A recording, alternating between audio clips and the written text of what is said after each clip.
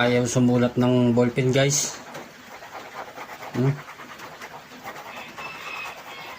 Pero may paraan kami dito, kami nga mga batang 90s para sumulat.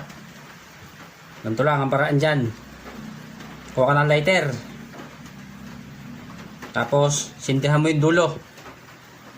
Ganyan, kita ba?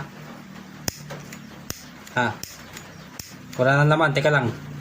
Kuha tayo ng bagong lighter, wala. Ito, bago. Ganito lang yung ginagawa namin noon pag ayaw sumulat ng ballpen. Yan, isindihan lang namin yan. Paiinitin mo lang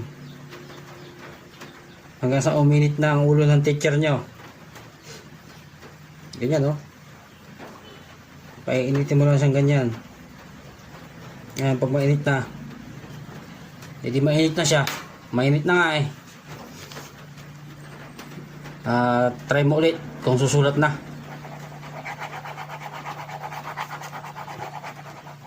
Ayaw talaga. Hindi ayaw nga niyang sumulat, no? Tanggalin natin. Kunin natin yung laman. Pipitik-pitik natin ganyan yan.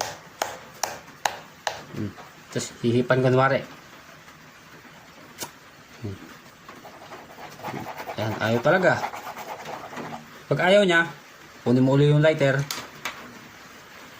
Tapos sindihan mo uli. Yan. Ganyan lang, oh. Ito mamatay. Lakas natin konti. Yan.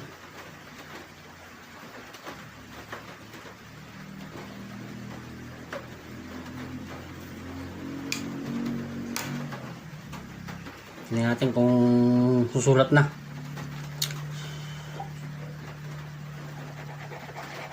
Ayaw talaga.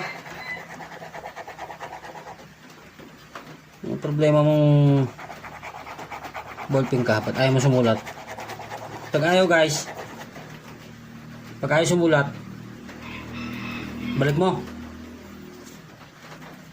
sa dati, tapos tapon mo.